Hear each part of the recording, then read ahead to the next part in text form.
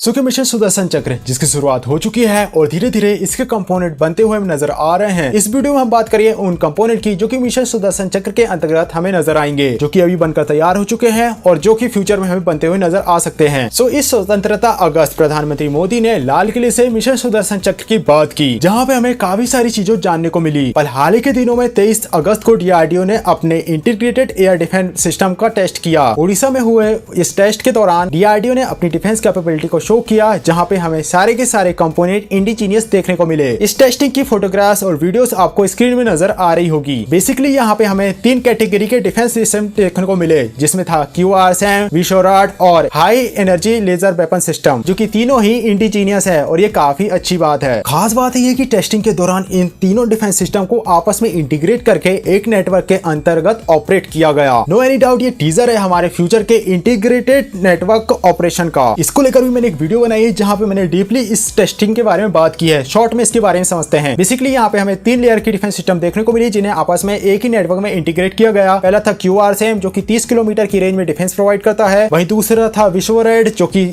6 kilometre की range में defence provide करता है। यानी QRSAM से अगर कोई चीज बच जाती है तो उसे हम विशोराड द्वारा न्यूट्रलाइज कर पाएंगे। और इसके बाद था high energy laser weapon system, जिसके जरिए हम ड्रोन अगर भारी संख्या में हमारे ऊपर आते हैं, जिनके द्वारा QRSAM और विशोराड को सैचुरेट कर लिया गया है, उन्हें हम high energy laser weapon system द्वारा न्यूट्रलाइज कर पाएंगे। ये तो बात हो गई शॉर्ट रेंज के डिफेंस सिस्टम की। आई होप अगर आपने PM मोदी की स्पीच सुना होगा तो आपको वहां पे डिफेंस के साथ साथ ऑफेंस की कैपेबिलिटी के बारे में भी बात सुनी होगी। यानी कि हमारे पास जो सुदर्शन चक्र मिशन होने वाला है, जिसमें हमारे पास हाई रेंज की डिफेंस कैपेबिलिटी के साथ हाई रेंज की और भी ज्यादा ऑफेंस करने की कैपेबिलिटी की होने वाली है। प्रोजेक्ट कुशा, जो कि मिशन सुदर्शन चक्र का एक काफी इंपॉर्टेंट पार्ट होने वाला है। अगर आपको पता नहीं है प्रोजेक्ट कुशा है, अगर आपको ये बात पता नहीं कि प्रोजेक्ट कुशा आखिर है क्या, तो प्रोजेक्ट कुशा एक ऐसा डिफेंस सिस्टम है जो कि S-400 को रिप्लेस करेगा। यानी कि S-400 की तरह ही ये हमारा इंडिजीनियस वेपन होने वाला है, जिसे हम रशिया के S-400 के तरह इस्तेमाल कर सकते हैं। प्रोजेक्ट कुशा को लेकर जिस तरीके की अपडेट निकल कर आ रही है, बताया जा रहा है कि कैसे इसमें हमें S-400 की तरह ही कई तरीके की डिफेंस मिसाइल सिस्टम देखने को मिलेगी। ये बेसिकली इंटरसेप्टर मिसाइल होने वाली है, जिनका नाम M1, M2 और M3 रखा गया है। चलिए एक एक करके इनके बारे में समझते हैं। प्रोजेक्ट कुशा को लेकर बताया जाता है कि जो इसमें M1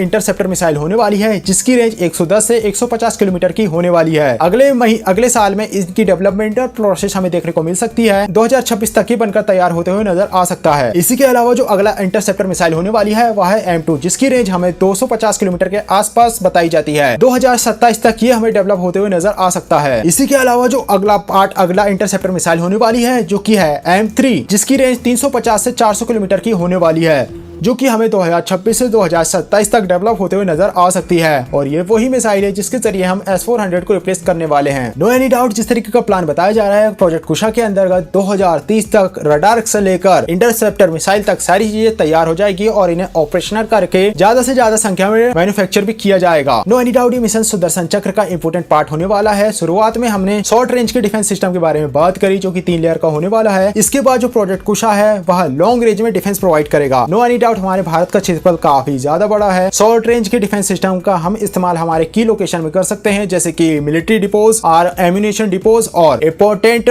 बिल्डिंग, जैसे कि हमारी अदालत, संसद, या फिर हमारे इंपॉर्टेंट एरियाज जैसे कि इंपॉर्टेंट टेम्पल्स, जो कि हमारी बॉर्डर एरियाज में मौजूद हैं। जैसे कि ऑपरेशन सिंदूर के दौरान हमें देखने को मिला था, जहां पे गोल्डन टेम्पल को टारगेट करने का प्रयास किया गया था एनिमी के द्वारा। ठीक ऐसे एरियाज में शॉर्ट रेंज के डिफेंस सिस्टम तो प्रोवाइड कर सकते हैं हम डिफेंस के लिए, पर लॉन्ग रेंज में डिफेंस प्रोवाइड करने के लिए हमें यहाँ पे प्रोजेक्ट कुशा या फिर कुशा डिफेंस सिस्टम नजर आएगा। जिस तरीके की बातें की जा रही है, बताया जा रहा है कि कैसे सुदर्शन चक्र के अंतर्गत अगर प्रोजेक्ट कुशा बनकर तैयार हो जाता है तो इसकी हमें 12 की संख्या में स्क्वाड्रन देखने को मिलेगी। इसके अलावा S-400 की भी स्क्वाड्रन संख्या बढ़ाई जाएगी। प्रेजेंट टाइम में हमारे पास ये 3 की संख्या में मौजूद है। और जिस तरीके की डील हुई थी, हालांकि रशिया यूक्रेन वॉर के अंतर्गत हमें 2 और बैटरी 2 और यूनिट में डिले देखने को मिला, जो कि बहुत जल्द डिलीवर हो जाएगी। और इसके बाद 2 और खरीदे जाने की बातें की जा रही है। यानी कि इस तरीके से हमारे पास 7 S-400 की यूनिट बनकर तैयार हो जाएगी। नो एनी डाउट ऑपरेशन सिंदूर के दौरान S-400 ने अपनी कैपेबिलिटी को दिखाया, पर बात यह है कि ये काफी ज्यादा एक्सपेंसिव डिफेंस सिस्टम है। ऐसे सिनेरियो में प्रोजेक्ट कुशा इंडिजीनियस ऑप्शन की तरह नजर आता है। यानी कि प्रोजेक्ट सुदर्शन चक्र में यूज होने वाले काफी सारे कंपोनेंट हमारे पास मौजूद हो जाएंगे फ्यूचर में, और काफी सारे अभी मौजूद हैं, जिनके काफी ज्यादा इंडिजीनियस ऑप्शन भी हमारे पास अवेलेबल है। हालांकि जो सबसे ज्यादा टफ वर्क है प्रोजेक्ट सुदर्शन चक्र के अंतर्गत वो है इन सबको आपस में इंटीग्रेट करना। जैसे कि हम पूरे भारत में एक सुरक्षा अच्छा बबल प्रोवाइड करना चाहते हैं। ऐसे सिनेरियो में जिस तरीके के हमारे पूरे कंपोनेंट हमारे पास मौजूद है ये आपस में इंटीग्रेट होने चाहिए। इसमें हमारे अवॉक्स फाइटर जेट भी आते हैं जो कि हमारे एनिमी के थ्रेट, एनिमी के ऑब्जेक्ट को डिटेक्ट करेंगे। इसी के साथ जो सैटेलाइट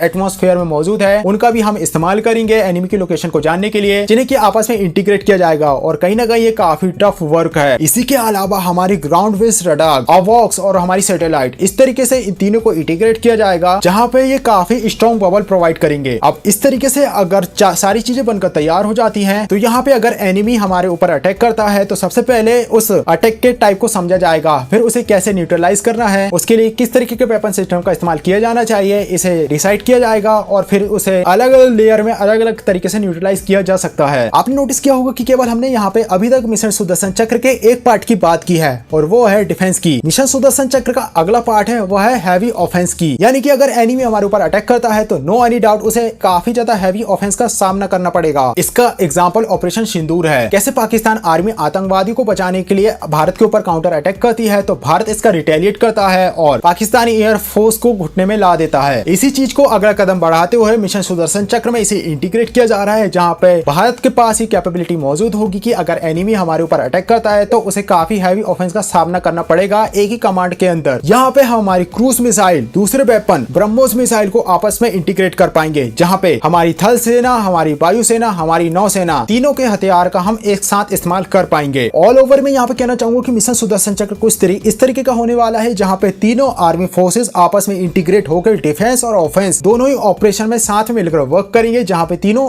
के एसेट का इस्तेमाल जरूरत के हिसाब से होगा। अभी तक आपने ज्यादातर थल सेना और वायुसेना के एंटी एयर डिफेंस सिस्टम इस्तेमाल होते हुए देखा होगा, पर यहाँ पे नौसेना भी इंटीग्रेट होगी, जहाँ पे जो हमारी वॉरशिप है उनमें इंटरसेप्टर को इंटीग्रेट किया जाएगा। यानी कि जो प्रोजेक्ट 18 क्लास की डिस्ट्रॉयर को बनाया जा रहा है भारतीय नौसेना के लिए, जिसमें BMD सिस्टम मौजूद होगा जो कि no any doubt mission Sudarshan Chakra का पार्ट होगा। सो गाइस ये था एक छोटी सी चर्चा जहाँ पे मैं बात करी मिशन सुदर्शन चक्र के फ्यूचर को लेकर। हमने बात करी उन सारे कंपोनेंट की जो कि हमारे पास पहले से मौजूद है, जो कि हमें मिशन सुदर्शन चक्र के अंदर नजर आ सकते हैं फ्यूचर में। हमने ज्यादातर उन कंपोनेंट की बात करी जो इंडिजीनियस है, जिसका इस्तेमाल हम फ्यूचर में करेंगे। सो गाइस आपका क्या ओपिनियन मिशन सुदर्शन चक्र को लेकर? आई होप आपको सारी चीजें समझ आ गई होगी। वीडियो चलो प्लीज वीडियो को लाइक कर, चैनल को सब्सक्राइब करेगा। इसके अलावा अगर आप चाहते हो कि मैं किसी और टॉपिक पर वीडियो बनाऊं तो कमेंट बॉक्स में अपना सजेशन दे सकते हो। इसके अलावा आप सजेशन दे सकते हो कि मैं अपनी वीडियो को कैसे इंप्रूव करूं। वीडियो चलो प्लीज वीडियो को लाइक कर, चैनल को सब्सक्राइब करेगा। ये वीडियो भी काफी ज्यादा इंटरेस्टिंग है, इस वीडियो को जरूर चेकआउट करिए। सो गाइस मिलते हैं नेक्स्ट वीडियो, तब तक के लिए जय हिंद, जय भारत।